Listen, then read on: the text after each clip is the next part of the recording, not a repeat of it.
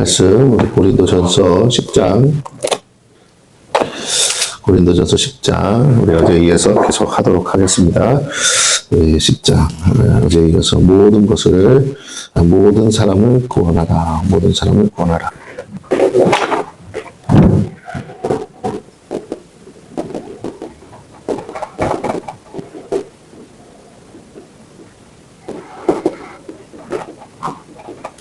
자, 고린도 교회가 우리가 잘 알듯이 여러 가지 문제가 있었다는 것을 잘 알고 있죠. 그러면서 가장 이제 바울이 좀 더 중요하게 생각했던 것 중에 하나가 뭐냐면 고린도 교회에 개척하고 고린도 교회를 세우는 일에 누구보다도 혁혁한 공을 세운 바울의 사도권에 대해서 인정하지 않는 것.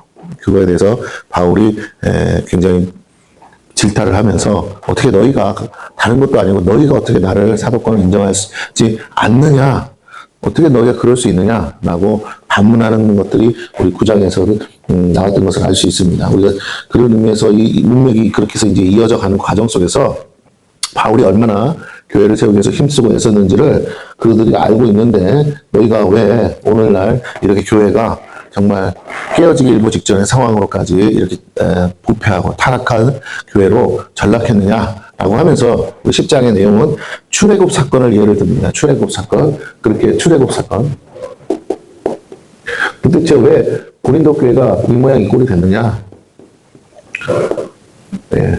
그러면서 출애굽 사건에서 있었던 이것이 뭐가 된다고 했죠? 오늘날 말세 이때 우리에게 본보기가 된다. 이게 중요합니다. 본보기가 된다 그랬어요. 자, 출애굽 사건은 뭐죠? 구원 역사입니다. 구원 역사. 하나님께서 모세를 통해서 이루신 구원 역사예요. 역사. 그러니까 뭐예요? 실제 사건입니다. 실제 사건이죠. 이게 중요해요.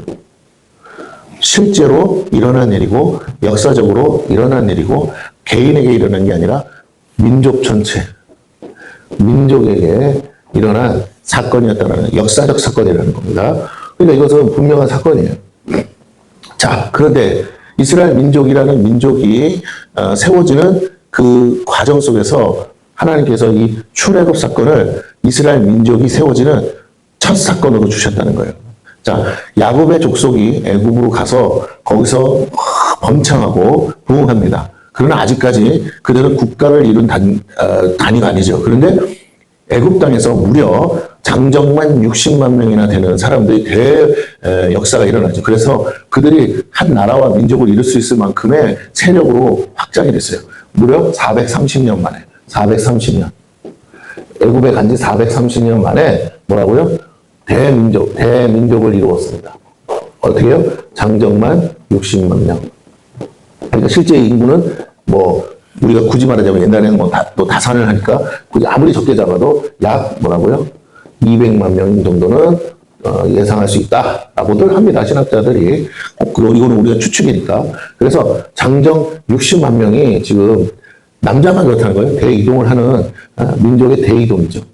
출애굽 사건은 민족이 이동하는 대이동 사건인데, 자, 이건 누구도 부정할 수 없는 사건입니다. 역사적 사건인데 이걸 신화니 뭐냐 말했던 많은 사람들이 있어요. 실제로는 이 역사적 사건을 부정하는 게 아니라 이 사건 안에 있었던 홍해 사건, 여리고 사건 이런 것들은 그건 만들어낸 얘기다, 전설이다. 실제 사건은 그거보다는 좀 축소될 거다. 이렇게들 얘기를 하지만 우리는 그렇게 믿지 않죠. 우리는 이걸 옛명가 그대로 성경에 기록된 그대로를 믿잖아요. 근데 오늘 바울이 뭘 가져옵니까? 이스라엘의 이게 정체성과 관계된다는 거예요. 정체성. 이스라엘이 어떻게 시작했냐는 거. 어떤 정체성? 시작에 관한. 네. 다른 말로 하면 건국에 관한. 그 건국을 누가 하셨냐는 거예요. 하나님이 하셨다. 무엇을 통해? 출애굽을 통해서 하셨다는 거예요. 그런데 이게 바울이 말하고 싶은 건 이스라엘 역사를 말하고 싶은 게 아니고 이방교회. 자 보세요. 이방교회잖아요. 이방교회. 여기는 다 이방교회지만 이방인만 있는 건 아니에요. 여기는 유대인 디아스포라가 있죠. 유대인 디아스포라들이 중심이에요. 중심. 우리가 보통 이렇게 있잖아요. 해외에 있는 한인교회들. 그럼 거기 주 멤버가 한인이잖아요. 그렇죠? 거기에 이제 외국인과 결혼한 사람도 있을 거고, 그러면서 이제 점점점 이방인들이 많아지는 추세였다는 거죠. 그러나 중심에는 여전히 유대인 디아스포라가 있어요. 왜? 바울이 뭘 중심으로 전도했다고요? 회당 중심으로 전도했기 때문에 그 안에 유대인 디아스포라가 있어요. 일방적으로 이방인들한테 복음 전하기에는 조금 이 갭이 있는 거죠. 그래서 예수가 누구냐 그러면 끝나는 거잖아요. 자, 유대인 디아스포라에게는 예수라고 말하는 게 아니라 메시아 그잖아요. 그들이 기다리는 게 메시아니까. 그 메시아가 누구냐? 너희들이 기다렸던 메시아가 바로 예수다. 너희들이 잡아 죽였던 예수다. 근데 고린도에 있는 사람들은 예수를 잡아 죽이지 않았죠. 우리가 알죠? 고린도 사람이 예수를 잡아 죽인 게 아니잖아. 예루살렘에 있는 사람들이, 예루살렘에 있는 대제사장과 그 사람 서기관이나 이런 사람들이 본디오 빌라도에게 가서 고발하면서 예수를 십자가에 못 박은 거지, 해외에 흩어져 있는 사람은 예수가 누군지도 몰라요. 근데 그들 안에 공통상은 뭐예요? 메시아 사상. 그래서 기다리는 메시아가 오셨고 그 메시아가 예수고 그 예수가 우리를 위해서 십자가에 달려 죽으셨다. 십자가 사건, 이들에게 복음 전하는 십자가 사건, 자들 십자가 복음, 이것이 무엇을 의미하느냐라는 거예요. 이것이 영적으로 출애굽 사건과 일맥상통한다라는 거예요. 이게 중요해요. 뭐가 일맥상통? 이 십자가의 사건이 출애굽 사건과 일맥상통하는 거다. 그러면서 이 복음을 통해서 뭐가 세워져요? 이방인 교회가 세워졌다. 교회의 활동이 있어요. 교회의 주 활동이 뭡니까? 예배죠, 예배죠. 그런데 예배를 하기 위해서 그 예배 가운데 이루어지는 대표적인 두 가지 성례가 있다고 그랬죠? 첫째가 뭐예요? 세례. 새신자. 그 다음에 성찬. 네. 기존 신자들. 그래서 성찬을 통해서 우리가 영적 교제를 나눈 거예요. 예수님을 기념하면서. 세례를 통해서 뭐예요? 나는 죽고 예수로 말미암아 산다고 하면서 내가 새 신자로서 이제 들어오는 거죠. 자, 이 세례와 성찬을 빼면 교회는 존재할 수가 없는 거예요. 이건 교회가 반드시 갖고 가야 될 거니까. 다른 건 다 빼도 돼. 근데 이것만큼은 빼서는 안 되는 거죠. 자, 그래서 다 예수님과 관계된 거예요. 그런데 이게 오늘날 그냥 신약 시대에 만들어진 게 아니고 예수님이 내 살과 피를 기념하라 했잖아요. 그리고 예수님도 세례를 받으셨죠. 예수님이 받으신 세례를 우리도 똑같이 받는 거죠. 그럼 이게 구원의 역사고 죄사함이잖아요. 죄사함. 자, 그러면 이 두 가지 사건이 그냥 일어나는 게 아니라 이미 출애굽 때 이것이 이미 있었다는 거예요. 홍해를 건너는 사건. 홍해를 건너는 게 뭐와 연관된다? 세례와 연관된다고 이미 앞에 우리가 얘기했죠. 구름 아래에 있었고 바다 가운데로 지나갔다. 이 홍해 사건이 민족이 이동하면서 받은 첫 번째 세례 사건이라는 거야. 민족 전체가 받은 거야. 개인이 받은 게 아니라 민족 전체를 세례 주려니까 누가? 하나님이 이 민족 전체를 종살이하던 민족을 하나님의 자녀로 삼기 위해서 세례를 주셔서 그러니까 세례가 의미가 뭐예요? 완전히 거듭남이죠. 거듭남. 완전히 다른 신분의 변화죠. 완전히 다른 존재로 만드는 건데 뭐가? 육이 아니고 영이 영. 그래서 하나님과 함께하는, 하나님과 먹고 마시고 할 수 있는 존재들로 세례를 베푸셨다는 거예요. 홍해에서. 홍해를 가르면서 두 번째, 그들이 뭐라고요? 만나와 메추라기죠. 만나와 메추라기. 신령한 음식이라고 그랬죠. 메추라기. 그리고 동시에 뭐예요? 반석에서의 물. 반석의 생수. 자, 그런데 이 반석이 곧 누구다? 그리스도라고 그랬어요. 그러니 이 전체가 영적인 의미가 뭘 상징한다? 예수 그리스도를 기념하는 거. 너희가 아침과 저녁으로 만나와 메추라기를 먹지 않았느냐? 그 예수님의 몸에, 살에 동참하는 것이고, 반석에서 물이 났지 않냐? 그럼 이게 다 뭐예요, 이게? 생명과 관계된 거죠. 사는 거. 예. 자, 그래서 우리가 세례는 뭐와 관계된다? 세례, 거듭남이니까 십자가의 복음이라고 그랬죠, 제가. 그럼 이거 뭐다? 하늘나라에서 하나님과 함께 사는 거잖아요. 하나님과 함께 살면서 누구로 말미암아? 예수 그리스도로 말미암아 사는 거. 그 생명 대신 예수 그리스도로 말미암아 사는 거니까 이게 천국 복음이죠. 그런데 이건 이미 다 동시에 공통사항이야. 이해가 되십니까? 광야 교회가 처음으로 뭐라고요? 이거 다 그냥 한꺼번에 받았어. 근데 이게 가나안 땅에 들어가기 위한 첫 번째 단추란 말이에요. 그럼 이걸로 끝나는 게 아니고 뭐라고요? 이게 완성이 돼야 돼. 천국 복음이. 다른 말 할게요. 너희들의 종이라는 신분을 완전히 벗어버리게 자유인으로 만든 것은 이거였어. 홍해를 건너오는 걸로 탈출했으니까. 그런데 아직 종살이 하던 뭐가 있다고요? 습관. 옛사람에 뭐가 있어요? 삶이 있단 말이에요. 알고 보면 430년을 살았는데 뭘로만? 종으로만. 그들의 삶이 바뀔 수가 없어. 마인드가 안 바뀌었다니까. 그러니까 제가 진짜 이거는 영의 구원이라고 그랬잖아요. 영의 구원. 근데 뭐가 안 이루어졌다고? 혼의 구원. 혼의 구원이 안 이루어지니까 뭔 문제가 자꾸 생겨요? 이들이 자꾸 범죄하면서 하나님을 대적하고 어떻게 해요? 수많은 죄를 지었단 말이에요. 그래서 우리가 어저께 배운 대로 뭐예요? 그들이 원망하고 불평하고 시험하고 뭐 우상 숭배하고 음행하고 이런 죄들을 자꾸 범한단 말이야. 그래서 어떻게 해요? 하나님과의 관계를 잡으세요. 핵심은 이거야. 어떤 행위가 문제가 아니야. 이게 문제가 아니고 그 행동이 나라 전체에 퍼지는데 그 행동의 결과가 뭐냐는 거예요. 결과가 하나님과의 관계 단절이라는 거예요. 굳이 구원을 했는데 사막에서 광야에서 사는 내내 하나님과 관계를 하나님이 끊으신 게 아니라 이들이 끊임없이 하나님과의 관계를 단절하고 애굽으로 돌아가자. 그런데 이유를 다죠. 왜? 이것도 안 해주고 저것도 안 해주고 이것이 없고 저것이 없고 끊임없이 사는 내내 땅의 것으로 말미암아서 끊임없이 하나님은 주신다는 거예요. 그러면 자 불평불만이 아침에 만나 저녁에 메추라기 반석의 생수 그런데 이들은 그걸로 만족하지 않아. 그 다음엔 또 다른 거. 그 다음에 또 다른 거. 광야 사막에는 아무것도 없어요. 그러니까 광야 교회가 할 일은 얼른 뭐야? 가나안 땅으로 가는 거야. 이해가 되십니까? 그런데 어디다가 마음을 둬? 땅에다가. 아니 사막에서 살려고 하면 어떡하냐는 거예요. 약속의 땅으로 가야지. 그러니까 다시 볼게요. 약속. 가나안 땅. 그러면 마음이 어디에 있어야 돼? 여기에 있어야 돼. 이거 영적으로 뭐라고요? 천국. 그러면 성도가 이 땅에 얼마를 살든 상관없어.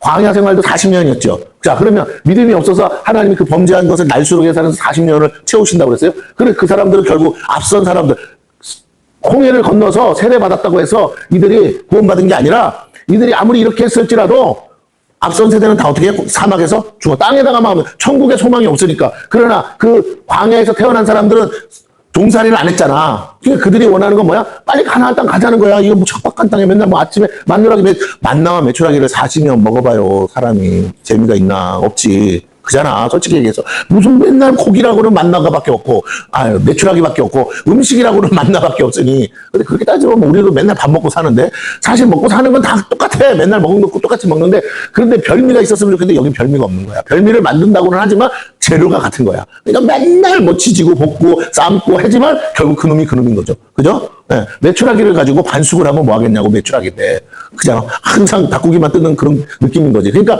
우리도 소고기 애굽에 있을 때는 소고기도 먹고 뭣도 먹고 종류도 많았는데 왜 여기는 맨날 이거밖에 없냐. 근데 교회를 예수 믿고 교회에 와서 신앙생활 하면요. 단순해져. 먹어야 될 양식은 우리의 영적인 양식은 말씀밖에 없다고. 근데 자꾸만 성도들은 뭐냐면 말씀 말고 별미를 찾아요. 그래서 뭐 간증, 뭐 세미나, 뭐 무슨 아카데미 등등등, 예? 그러면서 끊임없이 외부에 있는 강사들이 와서 그들이 만난 하나님을 증거해. 필요 없네. 근데 이 자꾸 이거 하면서 뭐냐면 여기다가 간을 친다고, 간을. 그래서 재밌는 설교, 은혜로운 설교, 뭐 맛있는 설교를 찾아가니까 정작 자기는 뭘 안 해? 성경을 안 펴봐. 이런 것만 맨날 쳐보고 앉아 있는 거죠. 이게 문제라는 거예요. 오늘날 교회가 다시 회복하는 데 있어서 가장 중요한 건 성도들이 뭐라고요? 자기 손으로 성경이 없을 때는 이게 필요해. 성경이 있는 한은 성도들이 성경을 펴서 읽는 게 신앙생활이라고요. 덮어놓고 믿는 게 아니고 가나안 땅에 들어가. 그래서 모세가 뭐예요? 모세가 덮어놓고 믿지 말라고 어떻게 해요? 하나님도 그렇게 믿지 말래요. 그래서 어떻게 모세를 통해서 시내산에서 뭘 받아요? 돌판을 받잖아요. 2 돌판을. 그래서 거기에 뭐가 있다고요? 계명이 적혀 있다고 그랬잖아요. 10계명. 자, 그러면 이 계명을 기록해서, 기록을 했어요. 기록해서 보고 지키라는 거잖아. 맞습니까? 근데 이 돌판도 나중에 신약에 가면 뭐가 돼요? 영적으로? 이것도 마음의 신비라고 그래요. 마음의 신비에. 마음의 돌판에다가 새기라는 거야. 이 계명을. 글자로만 갖고 있지 말고 왜? 안 보면 땡이니까. 마음에다 새겨서 지켜라. 그냥 핵심은 이 자체가 중요한 게 아니라 뭐 하기 위해서? 하나님과의 관계 때문에 지켜라. 이거야, 지켜라. 그렇지 않으면 하나님과의 관계가 깨진다. 왜? 하나님은 직접 오셨는데 보세요. 성막에 오셔서 그런데 그 하나님과 살려면 하나님은 거룩하기 때문에 절대로 죄가 같이 있을 수가 없다라는 거죠. 용납이 안 돼. 그러니까 이 당시만 해도 예수가 없잖아요, 지금. 근데 물론 이게 자체가 예수를 상징하지만 어쨌든 그런데 그러다 보니까 이 구약시대의 하나님은 직접 하나님과 대면하는 과정이다 보니까 물론 단계가 있지요. 성막이라는 곳에 제한적으로 오시지만 문제는 뭐야? 만나려면 모세도 함부로 못 들어가잖아요. 이런 제한 속에서 만날 수 있게 허락하셨는데 잘못하면 어떻게 하신다고 하나님. 가까이 오면 돌격한다. 너네들 그럼 다 죽어. 나는 너네들 살리려고 데려왔는데 나 때문에 죽으면 안 되잖아. 그러니까 가까이 오지 마. 모세만 와. 이렇게 말씀하시는 거죠. 그러니까 뭐라 그래요? 성도들이, 백성들이. 모세요. 당신이 가서 듣고 우리에게 전해주세요. 그랬단 말이에요. 그죠? 그 모세가 누구를 상징하는 거예요? 예수 그리스도. 근데 그 예수 그리스도가 이제는 어떻게 해요? 이 땅에 말씀이 육신되어 진짜 오셔서 이제는 뭐 모세 같은 선지자가, 그러니까 모세 같은 선지자가 바로 예수인데 그 예수님이 직접 하나님이시면서 우리에게 하나님 말씀을 전해 주셨어요. 그렇죠? 그리고 이제는 그 예수가 어떻게 하신다고 그래요? 성령으로 너희에게 오셔 너희 안에 들어와서 성령이 직접 가르쳐 주신대요. 근데 그 성령이 사도들을 통해서 성경을 또 기록하게 하셨어요. 그래서 우리가 들은 것처럼 바울이 뭐라고 해요? 구약시대에 모세를 통해서 써진, 모세와 다른 선지자들을 통해서 써진 율법과 선지자의 글을 통한 그 성경, 기록된 성경 밖으로 나가지 마라. 구원에 이르는 지혜가 있다. 사도들은 이 성경이 진짜다. 이 성경이 진짜 하나님 말씀이고 진리다. 이 성경이 생명이다. 이 성경의 모든 말씀이 예수 그리스도를 가리키는 거다. 예수 그리스도가 바로 하나님의 말씀이고 진리고 생명이다. 그것을 다시 설명하는 거야. 왜? 이방인들에게 전해야 되니까. 유대인들은 구약을 알지만 이방인은 모르니까 이방인의 언어. 그래서 헬라어로 하는 거잖아. 이방인의 언어로 뭐라고요? 다시 가르칩니다. 원래 구약 성경도 히브리어로 써져 있었지만 나중에 하도 이스라엘 백성이 민족이 없어져. 나중에 점점점 줄어. 디아스포라로 다 흩어져 있고 배우는 언어가 히브리어 가지고 뭐라고요? 전부 다 헬라어야. 네, 다 그렇게 돼 있으니까 로마 제국이니까. 그러니까 어떻게 돼요? 그래서 알렉산드리아에서 뭐 했어요? 사람들을 모아가지고 70인을 모아서 헬라어로 구약성경 히브리어를 뭐라고? 번역해라. 그래서 70인이 다 각각 자기 방에 들어가서 번역을 해. 그런데 한 사람도 예외 없이 뭐라고요? 번역이 똑같이 만장일치가 되었다. 믿거나 말거나. 그 사람은 그렇게 믿으니까. 그래서 70인역이라는 게 최초로 나와요. 구약 성경에 이제 히브리 언어로 된 것을 헬라어판으로 번역한. 그래서 우리가 지금까지 가지고 있는 게 그 70인역 판을 가지고 구약 성경을 보는 거란 말이에요. 근데 자, 문제는 자, 영적인 의미에서 성령께서 우리의 마음에 새겨주 깨닫게 하시는데 너희를 가리키신다 그랬잖아요. 그러니까 깨닫게 하시는데 뭘 가지고 가리키냐는 거예요. 성령이 갑자기 와서 막 계시받아 뭐 해가지고 뭐 따라 동쪽으로 가라 서쪽으로 가라 이런 식으로 가르쳐 주는 게 아니고 성령께서 우리에게 오셔서 가르치는 건 내가 너에게 한 말을 가르친다 그랬잖아. 그게 기억나고 생각나게 한다고 했잖아. 기록된 말씀을 깨닫게 하는 거야. 왜? 기록된 모든 말씀이 뭐라고 그랬어요? 성령의 감동으로 된 거라고 그랬잖아. 그러니까 이 기록된 말씀, 성경의 저자이신 성령께서 우리에게 그게 왜 무슨 뜻인지 영적인 의미가 뭔지를 가르쳐 주신다는 거예요. 근데 그 영적인 의미로 들어가 봤더니 예수 그리스도에 관한 것이고 영적인 의미로 들어가 봤더니 그것이 우리의 영혼에 관한 것이고 우리가 천국 가기 위한 모든 것들을 이스라엘의 실제 역사를 통해서 우리에게 가르쳐 주셨는데 그게 실제 역사다 보니까 사람들이 그냥 육으로만 받더라 이거야. 그런데 깊이 들여다보면 거기에 뭐가 있다고요? 심오한 뜻, 예수 그리스도로 말미암아 받을 수 있는 구원의 여정이 그 안에 다 담겨져 있더라는 거예요. 가나안 땅까지 들어가는데 그 가나안 땅까지 들어가는 그 과정, 천국 복음이라는 거지. 근데 왜 천국 복음이 필요하냐? 세례를 받고도 못 들어가니까. 그 왜 못 들어가냐? 하나님의 뜻대로 너희가 주여 주여 하는 자마다 천국에 들어갈 것이 아니고 뭐라고요? 아버지의 뜻대로 행하는 자라야 들어간다. 믿는 건 기본이고 이건 죄 사함을 받는 거라니까요. 죄가 사함도 안 받았으면 당연히 처벌 받아야죠. 지옥 가야죠. 마땅히 지옥 갈 인생들을 어떻게 했냐? 죄를 사해 주셨어. 무죄. 그럼 이거 무슨 말이냐면 이거는 들어갈 수 있는 카드란 말이에요. 천국에 들어갈 수 있는 카드야. 아직 들어간 게 아니고. 근데 카드는 줬는데 문제는 이 사람이 뭐예요? 무죄 카드는 한 번만 쓴 거야. 이해가 되십니까? 근데 그 다음에 죄를 지으면 어떻게 돼요? 다시 새고랑 차고 감옥에 가야죠. 근데 안 가려면 어떻게 해야 돼요? 이 카드가 굉장히 무제한이야, 무제한. 무제한 카드라서 어떻게 한다고요? 죄를 지을 때마다 다시 회개하고 다시 회개하고. 그럼 천국 복음은 뭐라는 거예요? 그 카드를 쓰는데 어떻게 쓰라? 천국 문 앞에서 쓰는 게 아니고 오늘 내가 이 땅에서 하나님의 성전에서 성막이 있잖아. 성전 앞에서 양을 잡고 소를 잡고 제사를 지내서 피를 흘려서 너의 죄를 짓고 하고. 아니 세례받고 구원받았는데 그 짓을 왜 해? 잘 봐요. 세례받고 건진받아서 종살이 해서 나왔어. 자유인이 됐는데 뭔 제사를 왜 지내? 하나님과 관계 속에서 원죄, 우리가 소위 말하는 원죄는 근본적으로 하나님이 구원하시면서 해결했다고. 그러나 우리가 매일 짓는 자범죄는 우리 문제라고요. 우리가 가서 제사를 지내고 양을 잡아야 된다 이 말이야. 근데 그것마저도 예수님이 단번에 뭐라고요? 해줬어. 이제 더 이상 교회 안에서 양 잡는 제사 의식은, 자 보세요. 제사는 제사인데 영적 제사라서 육적인 의식은 필요 없어졌고 완성을 해버렸어. 율법을 완성했기 때문에 제사 의식이 폐하해졌다는 말은 완성돼서 더 이상 드릴 필요가 없어졌단 말이에요. 예수님으로 인해서 제사가 완성이 돼서. 그래서 더 이상 제사 의식은 필요 없어졌으니 이것은 폐하여졌느니라. 이해가 되십니까? 율법을 완성하러 오셨기 때문에 십자가를 통해서 율법이 완성이 되어버렸어. 예수님이 영원한 제물로서 드려졌어. 그래서 모든 사람이 한꺼번에 세례받은 것처럼 모든 사람이 한꺼번에 죄사함을 받은 거예요. 믿는 순간. 할렐루야. 이미 죄를 사해놨고 믿으면 돼. 그런데 내가 매일 짓는 자범죄는 그렇지 않다는. 이거는 또 매번 회개를 요구한다는 거예요. 왜? 동일해. 뭘로 그러면 용서받아? 예수님의 십자가의 보혈로. 내가 그걸 또 믿고 하나님 앞에 가서 뭐 해야 된다고? 회개는 시인해야죠. 통회하고 자복하면서 시인해야. 또 이렇게 구원해 주셨어. 목숨 바쳐 나의 죄를 사해 주셨는데 내가 미친놈이 또 죄를 졌나이다. 주님이 어렵게 구원시켜줬는데 목숨 바쳐 구원시켜줬는데 하나밖에 없는 생명 바쳐 구원했는데 나는 또 정신없이 죄를 지었나이다. 주여 용서하여 주시옵소서 라고 회개를 해요. 그러니까 천국 복음은 뭐냐면 이 회개의 복음이에요. 회개하라 천국에 가까이 온. 계속 예수님의 보혈을 이게 계속 유효하니까 계속 쓰라는 거야.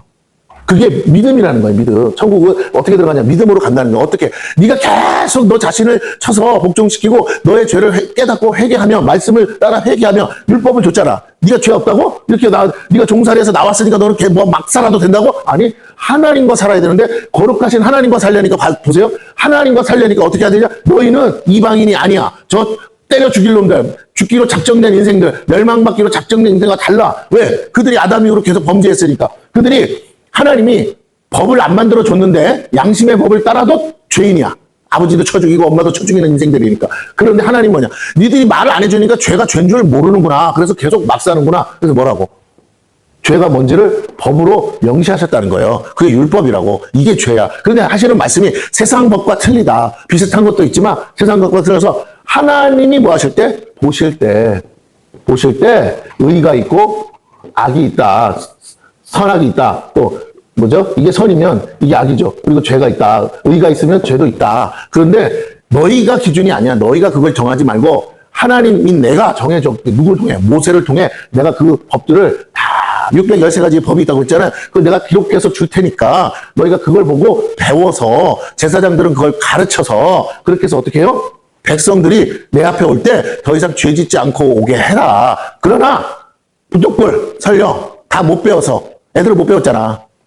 애들이 613가지 죄를 다 달달 암송하고 있지 않을 거 아니에요. 그리고 살다 보니까 까먹을 수도 있고 여러 가지 있어. 하나님도 아셔. 그러니까 너희가 가나안 땅 들어가기 전까지는 이 법을 마음에 새기는데 암송해야지. 당연히 지키려면. 우리가 법을 지키려면 법을 알아야 되잖아요. 해야 되는데 제사장은 이걸 부지런히 가르쳐라. 또 모세가 가르치는 거야. 그런데 문제는 뭐냐? 혹 그래도 실수하거든. 내 앞에 어린 양을 가져오고 양을 잡고 뭐 해서 뭐라고요? 속죄 제물을 드려라. 그래서 대제사장이 죄가 많다 적다가 아니라 거룩하신 하나님 앞에 가려니까 죄 없다 할 수 없는 거예요, 우리가. 그러니까 너는 무조건 내 앞에 올 때는 백성의 죄를 사하기 위해서라도 너의 죄부터 먼저 사해야 된다. 그래서 너가 뭐라고요? 양 잡고 내 앞에 들어오라는 거예요. 백성은 자기 죄를 사하기 위해서 자기 양을 잡고. 이해가 되십니까? 그러니까 각자의 믿음이야. 각자가 1대1로 예수님의 보혈을 의지해서 내가 제사 지내듯이 내가 제물 돼야 되는데 예수님이 대신 제물이 되어 주셨으니까 나를 각을 떠서 드리는 것처럼 나를 해서 나를 이렇게 분해해야 돼. 그래가지고 뭐야?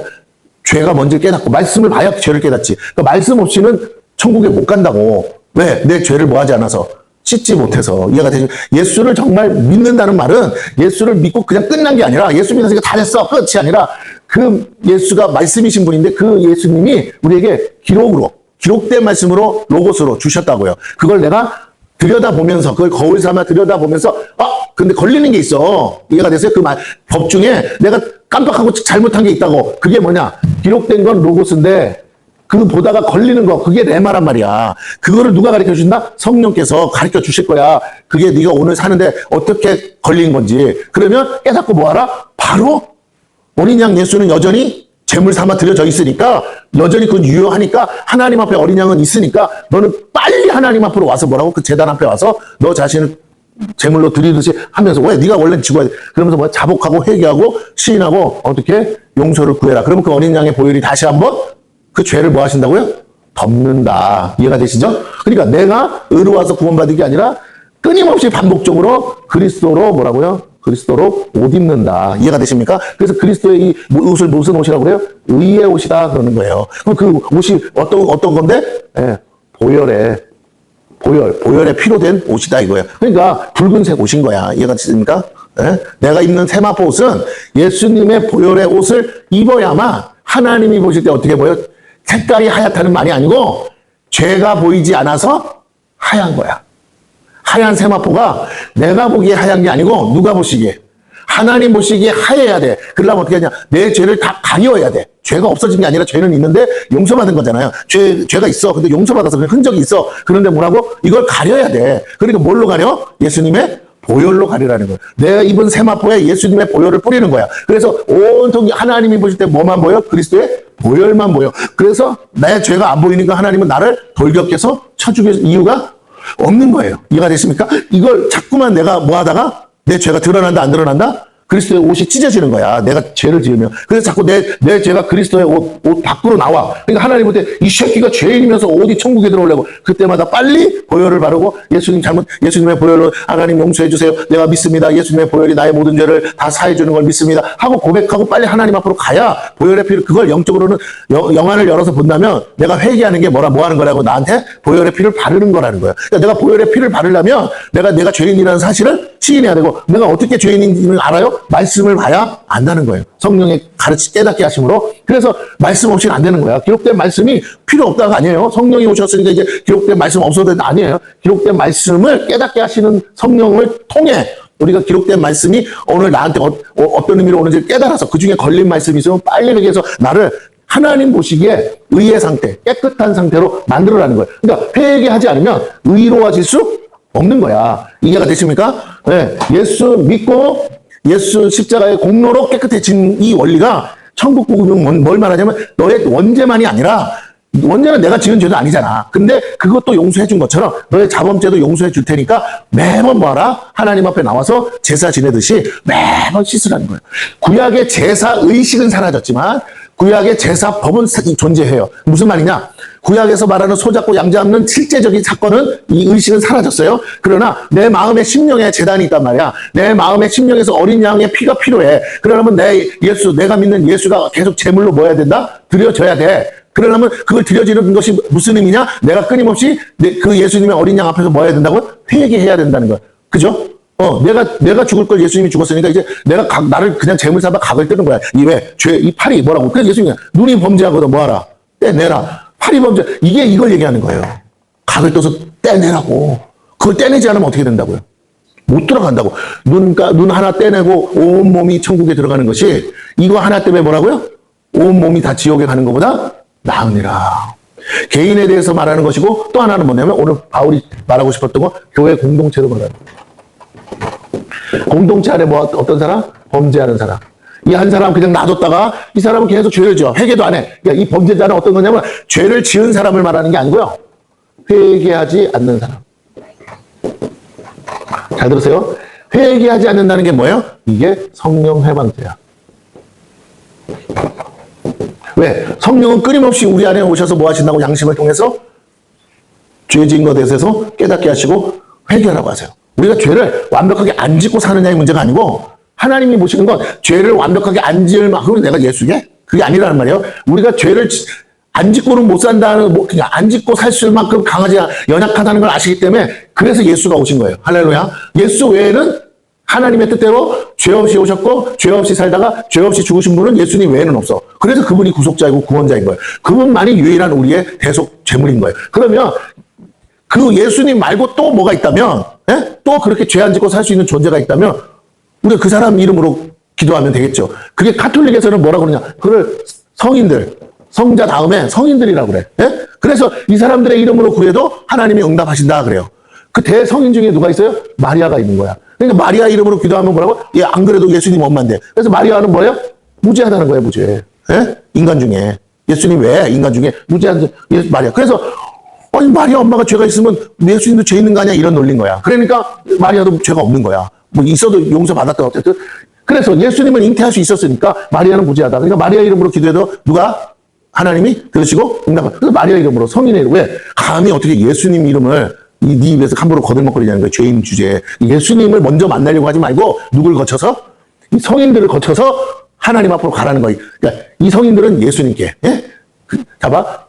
의로운 자가 의인의 강구는 역사 안에 많다 그랬으니까 성인이 내가 성인한테 요청을 하면 이 성인이 영적으로 하늘나라에서 누구한테 얘기한다고? 예수님께. 예수님 누구한테 얘기해요? 하나님께. 그런다고 그랬잖아. 그러니까 그렇게 하라는 거야, 단계를. 그러니까 우리는 예수님을 직접 대면해서 만날 수가 없다. 예수님 이름으로 기도하는 게 아니고 뭐라고요? 뭐 대자 대비 뭐 성모 마리아 이름으로 뭐 어쩌고저쩌고 하잖아요. 무슨 성인의 이름으로 어쩌고저쩌고. 그게 그래서 나오는 거예요. 자, 그런데 이거는 잘못된 교리고 이렇게 하는 게 아니고 예수님은 반드시 성경에 기록하기를 뭐라고? 너희는 이제부터 누구의 이름으로 기도하라고? 내 이름으로 기도하라고 그랬어요. 왜? 무죄하신 분은 예수님밖에 없으니까. 자, 그래서 우리가 마리아 때문에 구원받은 게 아니잖아요. 그러니까 그런데 공동체 안에도 이런 회개하지 않는 사람, 성령을 해방하는 사람, 봐봐. 교회 전체가, 잘 들으세요. 교회를 세우신 분이 성령이에요. 맞습니까? 교회 전체가 성령을 받았어요. 성령의 감동과 성령의 말하게 하심을 따라 교회가 세워져 갑니다. 그죠? 성령의 모든 은사는 뭘 세우게 합니다? 교회의 덕을 세우게 합니다. 성령 없이는 교회가 존재할 수도 없고 세워질 수도 없고 뭐 아무것도 안 돼. 그러면 성령께서 하시는 일이 뭐라고요?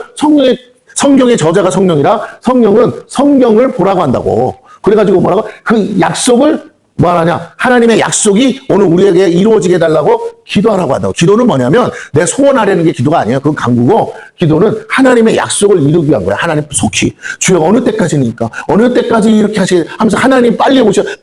구원하여. 가나안 땅에 들어간 게 뭐라고요? 하나님의 약속이었잖아. 아브라함에게. 그죠? 돌아오리라. 어느 때입니까? 언제? 그래서 그 응답하신 거야. 불쌍해서 응답해 준 게 아니고요. 그 기도가 기도의 잔이 하늘나라에 차야만 뭐라고요? 하나님이 움직이셔요. 그게 430년 만에 결국 온 이스라엘 백성이 뭐라고? 주여 어느 때니까 외쳤더니 하나님이 그 기도에 감동감하사, 많은 감동감한데 하나님 그 기도를 들으사 뭐냐? 이제 그 성경에 보면 뭐라고 표현되어 있어요? 그제사 기억하사. 약속을 기억하사. 뭐 잊어버려서 기억하신다는 그 표현이 아니라 우리가 볼 때는 마치 하나님이 잊어버렸다가 뭐 한 것처럼 이제 생각나신 것처럼 반응하더라 이거야. 아, 그렇지 하면서 기도의 잔이 참 우리도 개인도 그래요. 우리가 기도를 하는데 해주세요. 이게 아니고 하나님이 약속하셨지 않습니까? 그러니 그 약속을 이루어 주옵소서. 그래서 하나님께 영광이 왜? 하나님이 약속이 이루어져야 하나님께 영광이니까. 하나님이 약속했다는 건 말씀하셨다는 거고 말씀하신 하나님의 말씀이 뭐라고요? 이를 이루어 성취하신다는 거잖아요. 그러니까 하나님이 하시는 거야. 그러니까 하나님 왜 안 하시냐고 빨리 해달라고 이게 기도예요. 그러면 하나님이 그 기도에 내가 깜빡해 잠깐만 아이고야 내가 그걸 잊고 있었네 하면서 마치 우리가 볼 때는 그렇게 하는 것처럼 들어주시더라는 거예요. 그게 응답받는 거예요. 물론 우리의 소원도 응답해 주세요. 그걸 간구라고 그러는 거예요. 자, 그러면 도구는 뭐예요? 도구는 똑같아. 저 영혼을 향한 하나님의 뜻과 계획이 있을 거 아니에요. 저 영혼을 구원하시겠다라는 계획이 있을 거 아니에요. 그거 왜 안 하시느냐. 하나님 불쌍히 여겨주시고 속히 해달라. 이해가 되십니까? 그럼 그 영혼에 대한 그 사람의 소원을 내가 기도해 줄 수 있죠. 그죠? 그럼 여전히 그건 간구야. 다른 사람의, 도구는 그 상대방의 영혼을 위해서 기도하는 거예요, 영혼. 영혼을 위해서 기도할 게 뭐가밖에 없어요. 구원밖에 없잖아. 무슨 말인지 알겠죠? 그러니까 도구가 없이는 전도가 안 되는 거예요. 오케이? 네. 전도만 해서 되는 게 아니라 전도하기 위해서 바울이 그러잖아. 왜 사람들이 복음을 듣지 않냐? 눈이 가리고 귀가 닫혀서 그러니 이 눈과 귀를 뭐 해라? 또 열고 열어야 돼. 예수님이 소경의 눈을 뜨듯이. 예수님의 사건도 육적인 사건이지만 우리가 영적으로 해석하면 뭐라고요? 영적인 소경이 있다. 영적인 귀머거리가 있다. 영적인 벙어리가 있으니 너희가 예수의 이름으로 뭐라 해라. 그래서 항상 예수님이 그 병 치료할 때 뭐야? 이 더러운 마귀 새끼야. 이 귀신아, 눈 멀게 한 귀신아, 귀 멀게 한 귀신아, 말 못하게 하는 귀신아 떠나가라 그러잖아요. 이게 영적인 사건이라는 거야. 그러니까 그렇다고 뭐 진짜 눈이 안 보이는 사람한테 눈 멀게 한 귀신 이렇게 할 수도 있지만 이건 눈이 안 보이는 거잖아. 그러니까 그때는 이렇게 하는 예수 이름으로 이 눈이 먼 것을 치료가 되지어다 이렇게 하는 거란 말이에요. 그리고 거기에 병마가 있을 수도 있으니까 더러운 마귀 새끼 떠나갈지어다 두 가지 다 한단 말이에요. 이해가 되십니까? 진짜로 팔 하나가 없는데 거기에 마귀가 붙어 있는 건 아니잖아. 무슨 말인지 알겠죠? 그러니까 우리가 상황이 다른데 예수님의 행동 속에서 뭘 얘기하냐면 그 안에는 영적인 것도 있다. 근데 너희가 지금 왜 내가 영으로 말하는 걸 육으로 하라느냐. 아직도 너희의 눈과 귀가 가려져서 성령을 받지 못해서 깨닫지 못해서 아직도 육으로 해석하고 육으로 받는구나. 자꾸 예수님이 그 얘기를 하셨거든요. 자, 그렇다면 우리가 다시 한번 들려봐요. 바울이 십자가에서 출애굽 사건을 가지고 오면서 거기 안에 있는 이 역사가 너희가 지금 매일 교회에서 하는 세례와 성찬과 다르지가 않아. 이건 국가적인 차원, 이건 개인적인 차원, 공동체가 매일 하는데 이거 자체가 예수님을 기념하는 것이잖아. 그런데 이것 자체가 뭐야? 이거 자체가 출애굽 사건과 같은 거야. 너희가 죄에서 건진받은 거나 애굽이라는 그 세상 속에서 민족이 건진받은 거나 똑같은 거야. 종살이 한 거야. 왜 종으로 삼아요? 죄인이라고 생각하니까 종으로 삼는 거죠. 자, 그렇다면 이제 다시 한번 죗값에 이렇게 팔려갔으니까 죄인인 거죠. 자, 죄를 지어서 죄인이 아니라 뭐라고요? 자, 봐. 내가 빚을 졌는데 못 갚으면 몸이 팔려가는 거잖아. 그죠? 그래서 종살이 하는 거잖아요. 그러니까 못 갚은 게 뭐예요? 아니, 못 갚았다는 게 그 자체가 뭐야? 나한테 죄 진 거잖아. 예? 뭔 말인지 알겠어요? 이스라엘 백성이 애굽에 가서 종살이를 하는 건 강제로 하는 거야.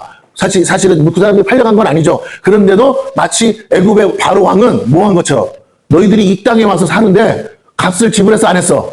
요셉 덕분에 그냥 공짜로 먹고 살았는데 안 지불했으니 이제는 뭐하라. 처음에 올 때는 70명만 왔잖아. 근데 이렇게 떼거지로 살고 있으면 어떡해. 맨입으로 살 수 없으니 뭐하라. 종살이를 해라. 이해가 되세요? 세상에서 그렇게 하는, 세상에서는 빚을 너가 다 갚기 전까지는 절대로 나올 수 없다 그러셨잖아. 빚지면 안 돼. 빚지는 게 죄인이고 종살이 하는 거고 낙인이 찍힌단 말이야. 마귀는 한번 빚지면 안 놔주려고 한단 말이야. 빚을 갚는 게 아니라 빚을 못 갚게 만든다는 거예요. 이해가 되세요?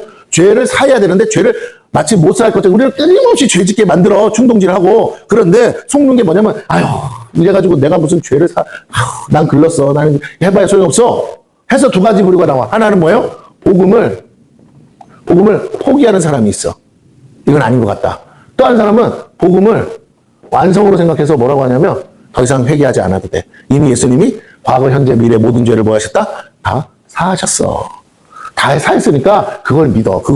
예수님이 다 사해 주셨다는 사실만 믿어. 그리고 너가 죄를 지은 건 어쩔 수 없는 거야, 연약해서. 그러나 그 죄를 지었다고 해서 너가 천국에 못 가는 게 아니고 너는 죄를 지어도 천국에 갈 수 있어. 왜? 이미 예수님이 다 사해 주셨거든. 그걸 믿어. 그게 믿는 게 그게 결국은 회개고 그걸 믿는 그 믿음이 너를 천국에 데려가는 거야. 그럴싸한데 잘 들으세요. 앞에 것까지 맞아.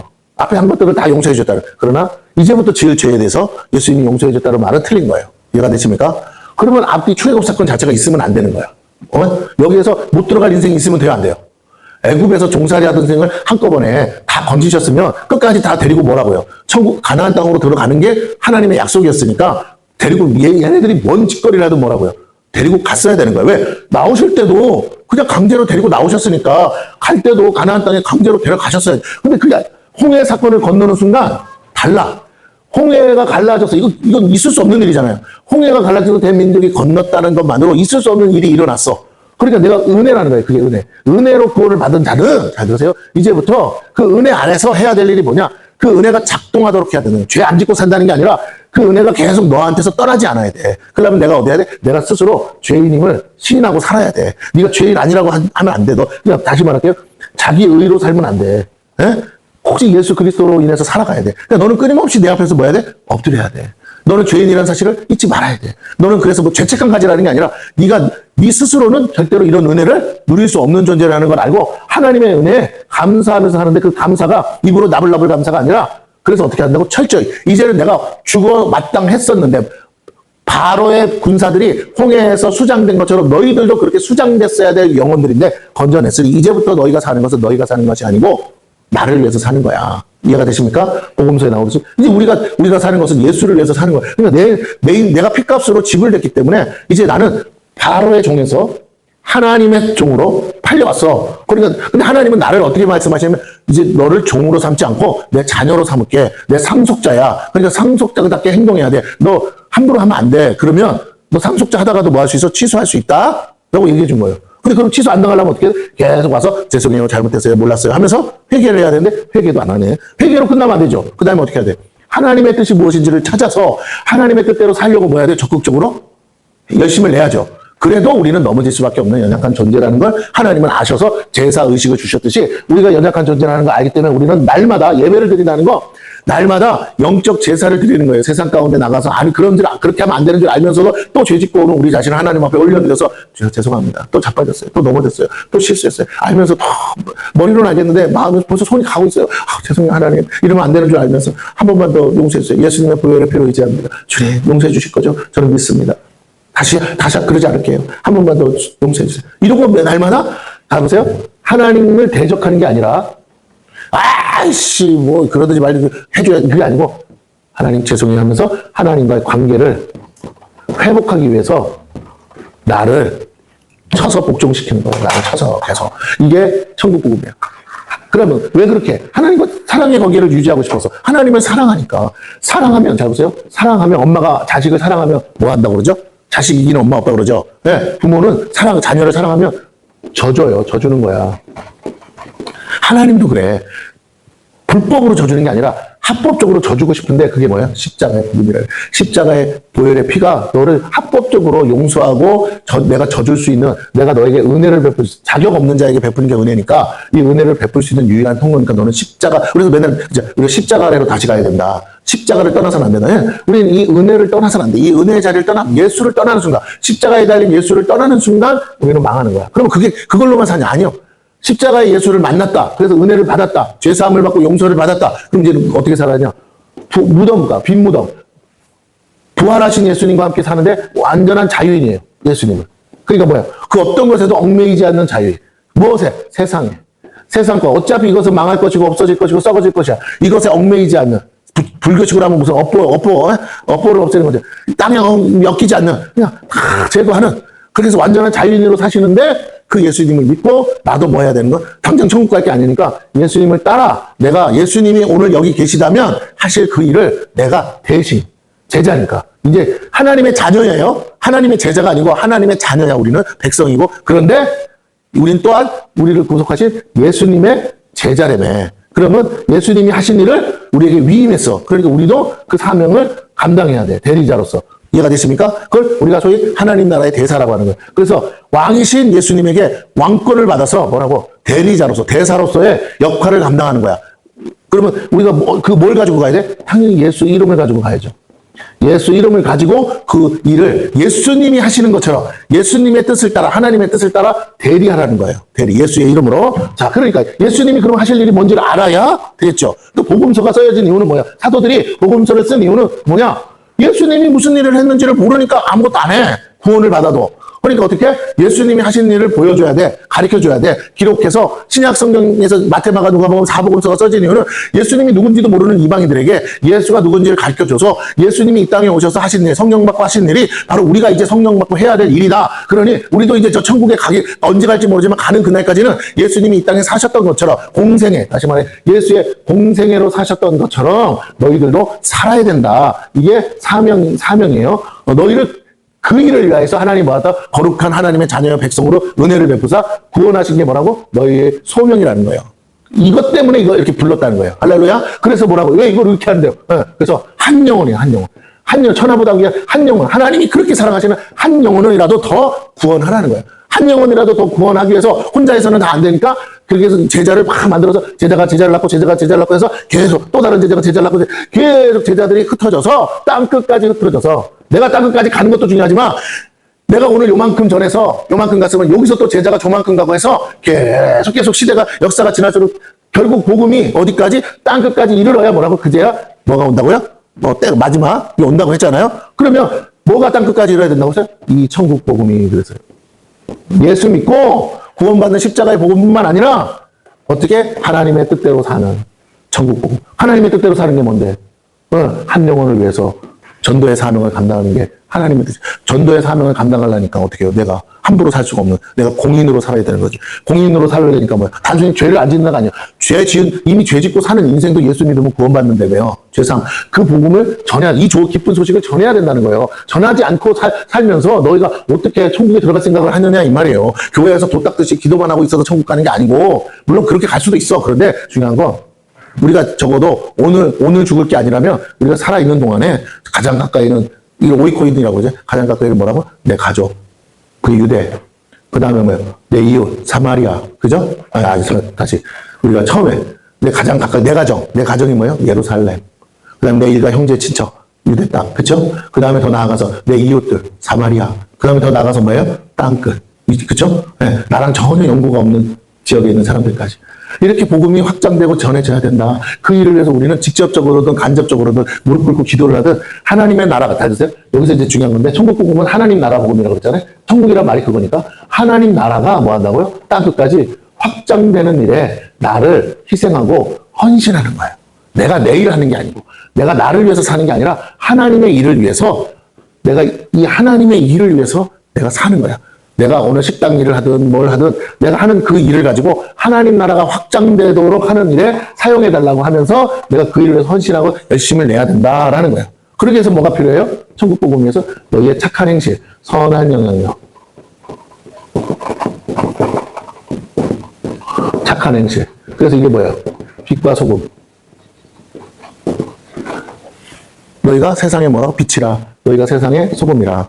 너희가 빛으로서 소금으로서 살면 그 수많은 영혼들이 빛 가운데로 몰려들고 소금으로서 다시 맛이 나게 돼서 살맛이 난다. 살맛 나는 세상이 된다. 살맛 나는 세상은 어떤 세상? 네, 영적인 구원받은 영혼들이 영적인 하나님 나라의 백성이 되는 거다. 세상에서 살맛 나게 잘 먹고 잘 사는 걸 말하는 게 아니라 하나님의 자녀로서 참된 기쁨, 구원의 감격과 기쁨을 누리며 사는 것이다. 그러기 위해서 어떻게 해야 된다? 너희의 빛을 발하라. 너희의 착한 행실이 그것을 할 수가 있다. 전도하려니까 착해야죠. 상대방에게 내가 착한 존재가 돼야지. 그래야 마음을 열 거 아니야.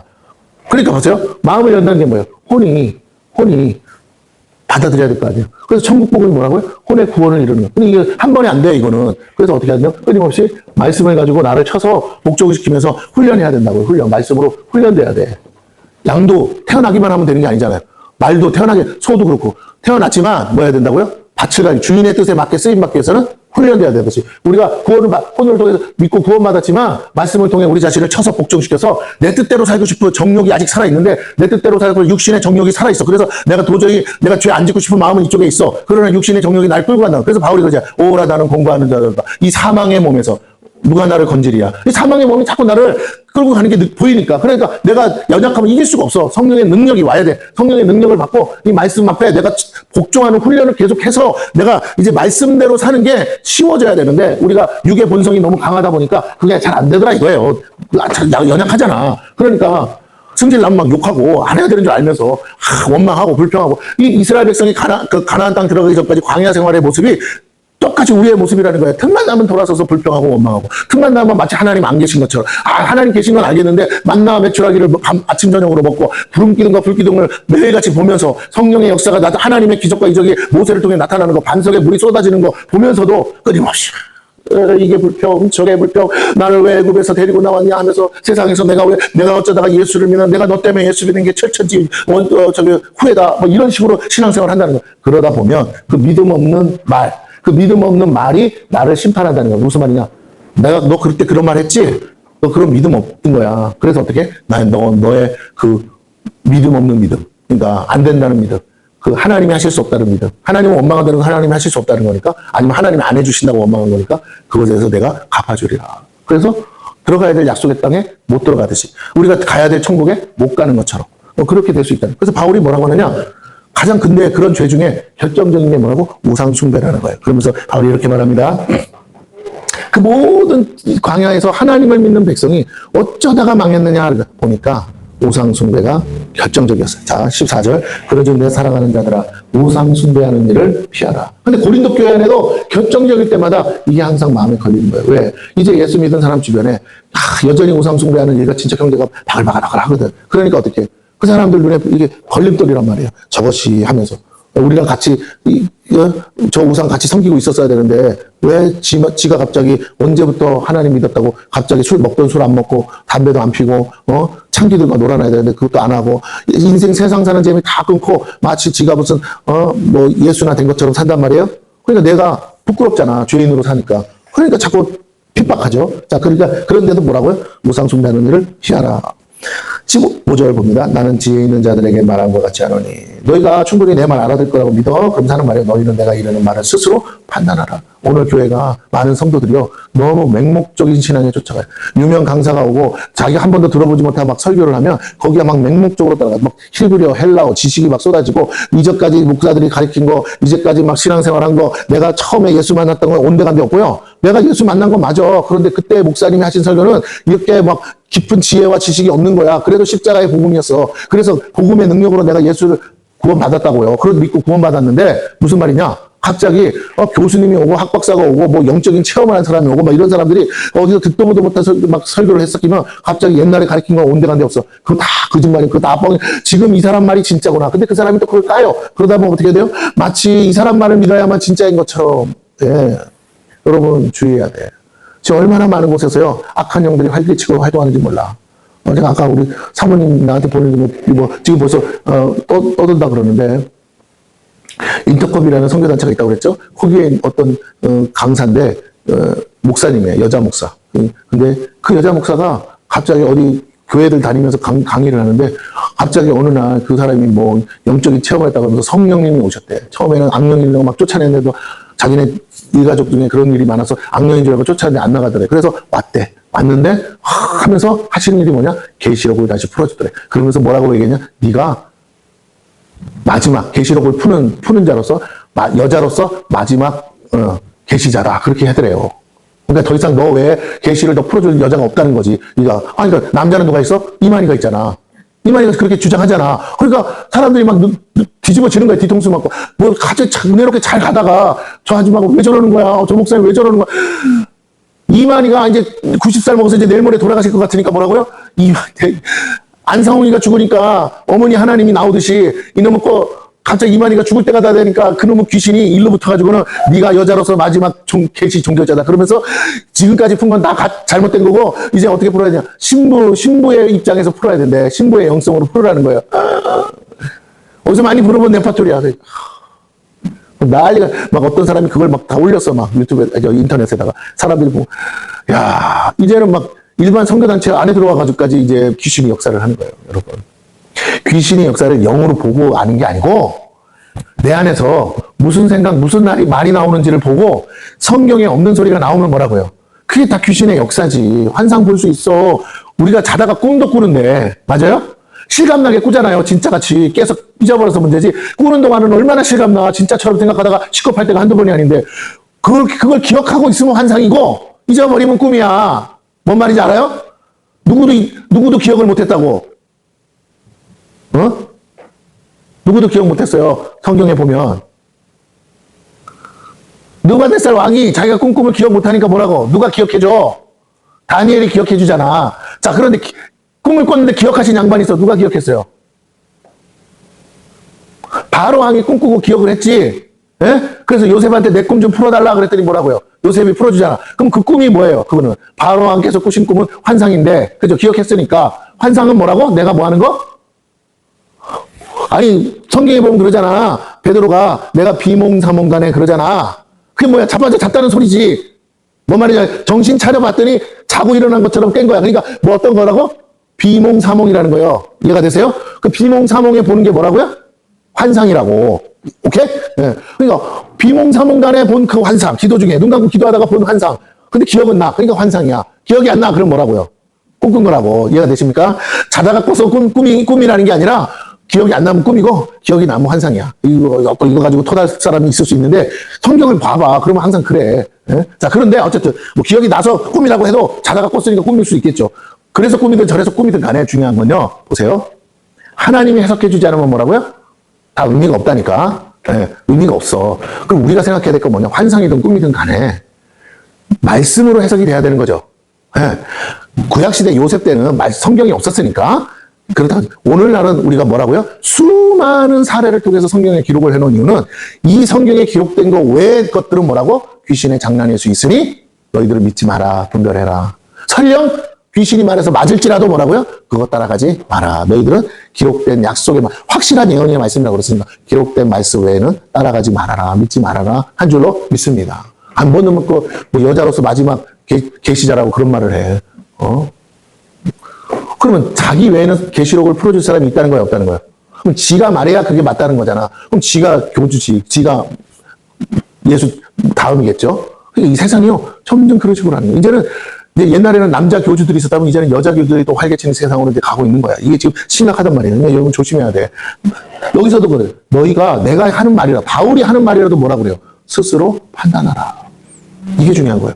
아무리 유명 목사가 와도 우리는 베레아 성도들처럼 성경을 찾아보면서 그게 그런가 그렇지 않은가 신중하게 점검해야 될 줄로 믿습니다. 그래서 기록된 말씀 밖으로 가지 말라는 건 16절. 우리가 축복하는 바 축복의 잔은 이거 지금 뭐야? 성찬식을 말해요. 축복의 잔은 그리스도의 피에 참여함이 아니며 우리가 떼는 떡은 그리스도의 몸에 참여하며. 근데 이게 뭐라고요? 출애굽 때는 홍해를 건너는 것이 세례요. 매일 먹는 만나와 메추라기 반석의 물이 뭐라고? 신령한 음식이고 신령한 음료다. 신령한 음식, 신령한 음료라는 말이 뭐예요? 영적인 음식, 영적인 음료라는 거예요. 육으로 먹고 마셨는데 그 음식 자체가 영적이라는 게 아니라 누구로부터 왔기 때문에 하나님으로부터 왔기 때문에 영적이라는 거예요. 이해가 되세요? 그럼 오늘도 우리는 누구로부터 오는 거? 사람은 떡으로만 살 것이 아니고 뭐라고요? 하나님의 입에서 나오는 모든 말씀으로 살 것이라. 하나님으로부터 오는 것만 영적인 거야. 그러니까 그게 신령한 거야. 바울의 표현이 그래. 그러니까 우리가 영적이라는 말을 쓰는 걸 바울은 신령하다는 말로 대치를 하고 있어요. 그러면서 신령한 것을 먹는 거예요. 오늘 그러니까 그리스도의 잔과 떡에 참여하는 것은 그 영적인 것을 위한 예식이지 이 떡과 잔 자체가 그리스도의 살과 피는 아니죠. 그러나 마치 내가 그리스도의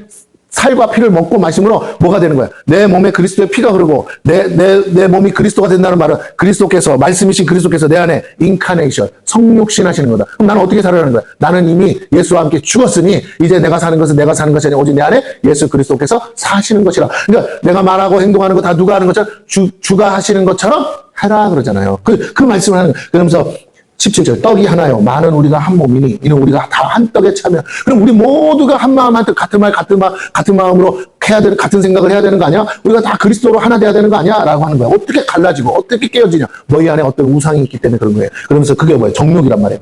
18절 육신을 따라 난 이스라엘을 보라. 제물을 먹는 자들이 제단에 참여하는 자들이 아니냐? 그런즉 내가 무엇을 말하느냐? 우상의 제물은 무엇이며 우상은 무엇이냐? 하나님에게 드려진 제물을 먹어야 되는데 다시 말하면 우리가 그리스도를 먹고 마신다 그러잖아요.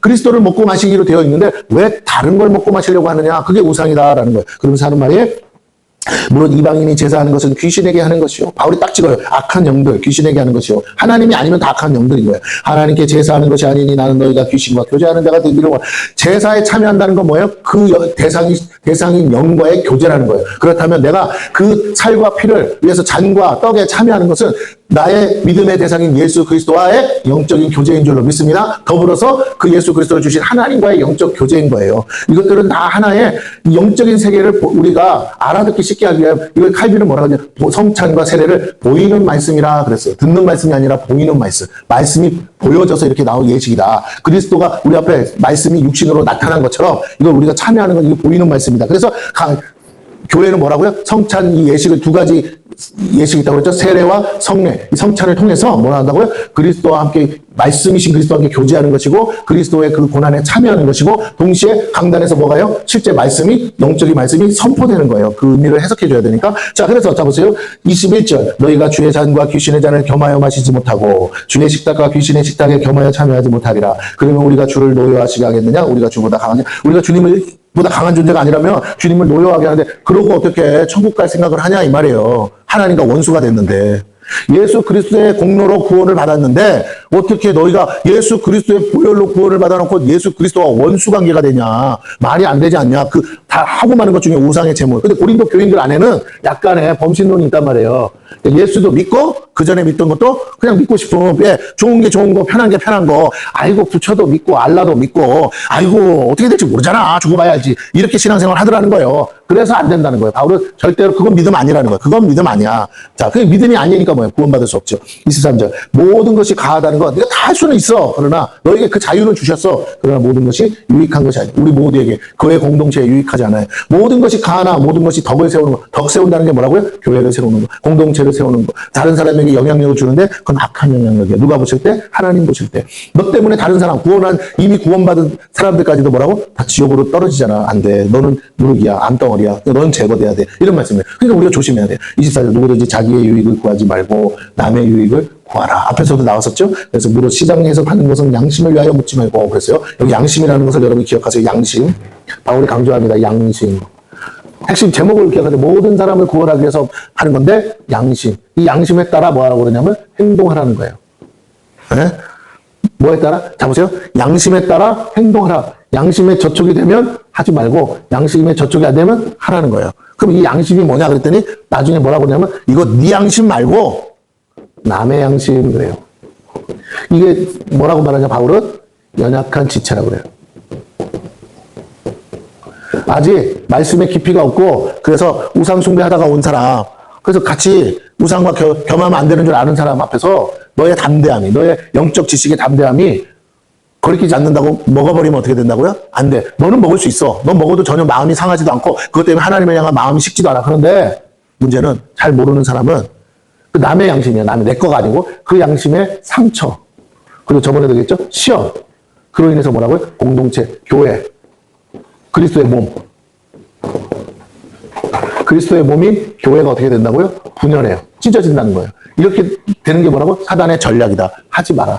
모든 것이 가해. 할 수 있어. 다 할 수 있는데 네 양심 말고 그의 양심에 불편하다면 너도 하지 말고 그의 양심이 그래도 괜찮다면 너 같이 뭐 하는 건 자유롭게 선택해라. 그러나 바울이 그랬죠. 뭐라고? 할 수만 있다면 뭐라고? 한 사람이라도 더 얻고 싶으니까 연약한 지체들에게 기준을 두고 그들 때문에라도 어떻게? 아예 하지 마. 이해가 되십니까? 술, 담배? 할 수 있다고 쳐. 그게 내 구원과 아무 상관없다고 치자고요.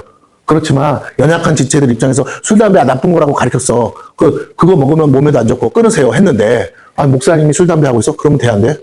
왜? 그 연약한 지체들 때문에 그의 영혼이 천국으로 못 들어갈 수 있으니까 하지 마. 영원히 구원받는 것 때문에라도 너의 행동을 자제해라, 자중하라 그런 말이죠. 그러면서 이렇게 나오죠. 자, 보세요.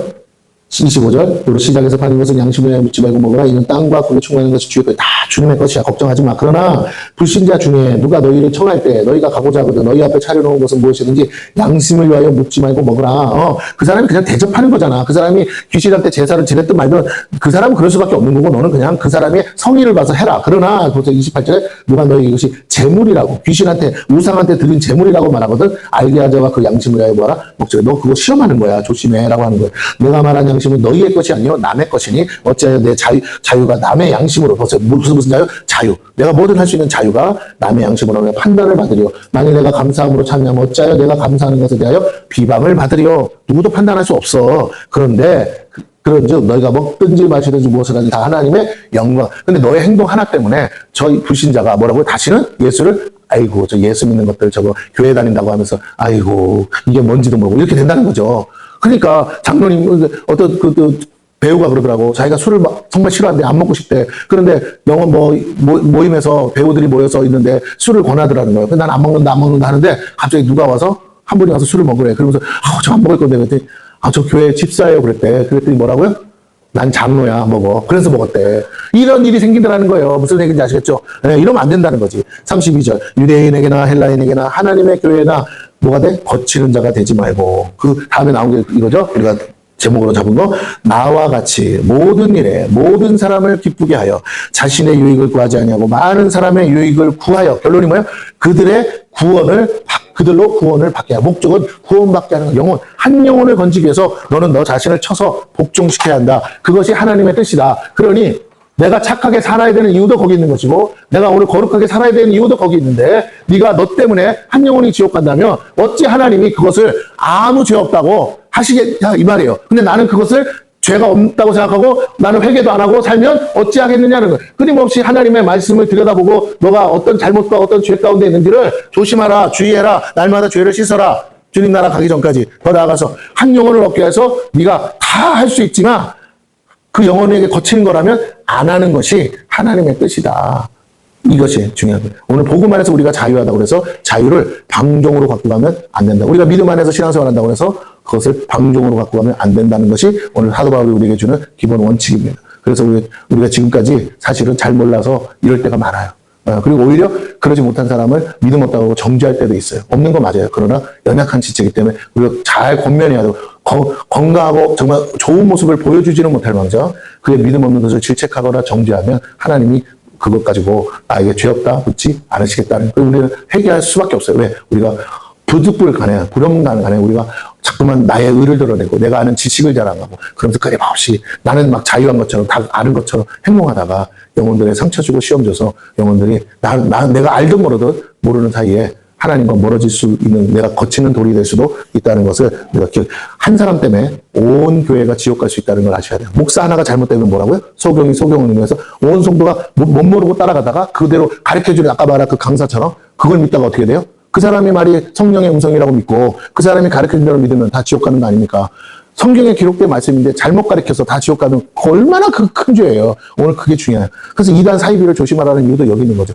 기록된 말씀 받고 그리고 그거조차도 아무리 좋은 말씀이라고 들려도 우리가 말씀을 가지고 기록된 말씀을 스스로 판단하시고 분별하시고 그렇게 해서 끝까지 하나님의 약속의 저 천국에 들어갈 때까지 우리의 믿음을 스스로 지켜내야 될 줄로 믿습니다.